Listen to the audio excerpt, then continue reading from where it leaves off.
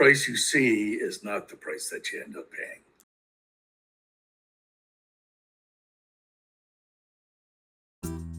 Lorsque vient le temps d'acheter un billet d'avion, plusieurs d'entre nous cherchent le prix le plus bas. Des compagnies comme Air Transat ou Sunwing, aujourd'hui affiliées à WestJet, peuvent sembler être des options économiques avec leurs tarifs attirants. Mais saviez-vous qu'il existe des transporteurs encore moins chers? On les appelle les compagnies aériennes low cost. Elles offrent moins de services et moins d'inclusion pour réduire le coût du billet et permettre aux voyageurs d'économiser. Une thèse de l'Université du Québec à Trois-Rivières explique clairement ce modèle d'affaires. Une stratégie où l'entreprise propose une offre moins élaborée que celle que proposent les concurrents, mais parallèlement, cette offre est proposée à un prix plus bas que le prix moyen sur le marché. Elle consiste pour l'entreprise à dominer ses concurrents par ses faibles coûts en optimisant notamment des éléments de sa chaîne de valeur. Dans les dernières semaines, je me suis intéressé à la réalité derrière ces billets d'avion. Et laissez-moi vous dire que les billets low cost peuvent être plus chers de ce que l'on pense. Plusieurs compagnies utilisent ce modèle d'affaires à travers le monde. Au Canada, une seule est encore en activité, Flair Airlines. Et avec ce type de transporteur, les frais supplémentaires sont monnaie courante. Et tout commence dès la réservation. Une plateforme populaire pour comparer les billets est Google Flight. Elle regroupe les vols les plus avantageux selon le prix, le trajet ou encore l'itinéraire. Par exemple, si on cherche un vol entre Toronto et Vancouver, le site propose automatiquement un billet de Flair Airlines à 128 $. C'est 70 $ de moins qu'un vol avec WestJet et 111 $ de moins que le billet le plus abordable chez Air Canada. Avec ce billet, un seul objet personnel de 7 kg est permis. Si on souhaite ajouter un bagage de cabine et un bagage en soute, près de 110 $ s'ajoutent aux 128 $ du billet. Même après ces ajouts, le billet demeure moins cher que chez certains concurrents, mais les limites de taille et de poids des bagages sont strictes. Si on ajoute une valise plus volumineuse, environ 90 $ supplémentaires s'ajoutent. On veut protéger nos bagages enregistrés? C'est 5 $ de plus. Au moment de choisir notre siège, on remarque qu'on est automatiquement placé au milieu. Pour changer de place, il faut payer entre 21 et 51 $ par vol. Pour ce reportage, je choisis donc un siège côté hublot à 33 $. J'ajoute ensuite une option pour modifier la date de voyage sans frais, ainsi qu'une protection en cas d'annulation ou de retard.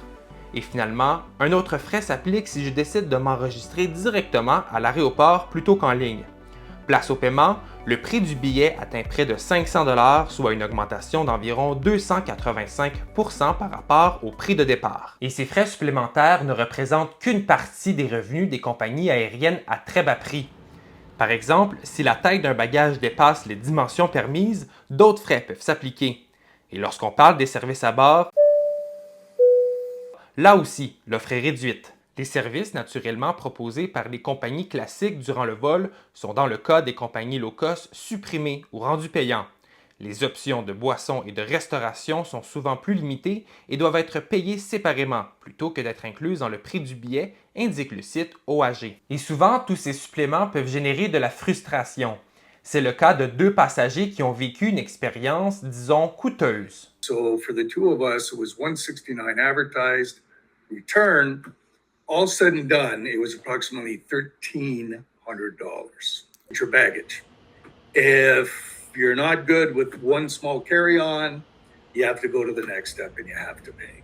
If you want one check bag, a regular bag, you gotta pay extra. And they call it their big bundle, just for what you would get when you would typically fly.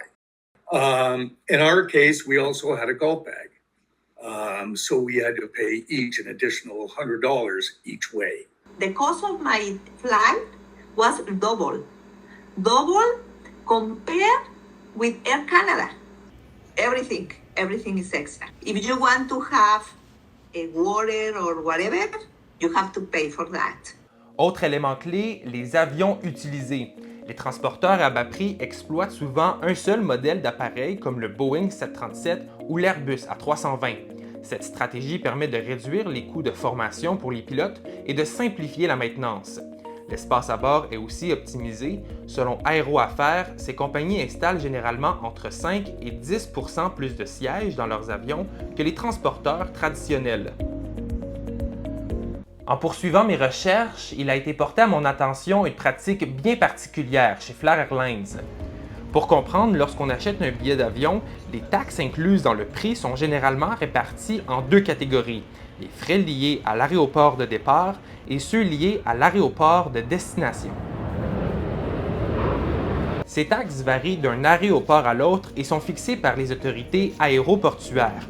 En principe, peu importe la compagnie aérienne ou le prix du billet, ces montants devraient être sensiblement les mêmes, parfois à quelques sous près. Mais en comparant certains vols vers les Caraïbes, quelque chose a attiré mon attention. J'ai analysé des trajets entre Toronto et 3 destinations populaires, Montego Bay, Punta Cana et Cancun. J'ai comparé les billets proposés par Air Canada, WestJet et Flair Airlines. Et pour chacune des taxes liées aux aéroports de destination, celles affichées par Flair sont plus élevées que celles de ses concurrents. L'aéroport international de Sangster à Montego Bay m'a fait parvenir le montant de chacune des taxes sur les billets d'avion. Convertis en dollars canadiens, les taxes imposées par l'aéroport totalisent un montant de 164,43 $. Flair Airlines, lui, perçoit 168,35 $, soit un surplus de 3,92 $ par billet vendu. Après vérification avec l'Office de la protection du consommateur, si le montant de la taxe d'aéroport est plus élevé que le montant réel de ladite taxe, il s'agirait d'une représentation trompeuse interdite par la loi de la protection du consommateur.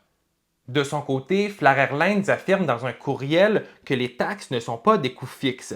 Elles peuvent varier quotidiennement selon les ventes et les régulations gouvernementales.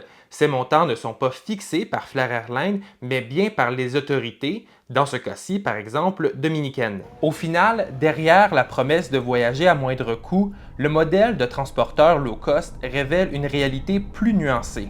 Entre les suppléments qui s'accumulent, les services réduits et certaines zones grises entourant la tarification, le prix affiché au départ ne reflète pas toujours l'expérience ni la facture finale du voyageur. Dans un marché où chaque détail peut faire varier le coût réel d'un billet, comprendre pourquoi on le paie et pourquoi on le paie devient essentiel pour éviter les mauvaises surprises.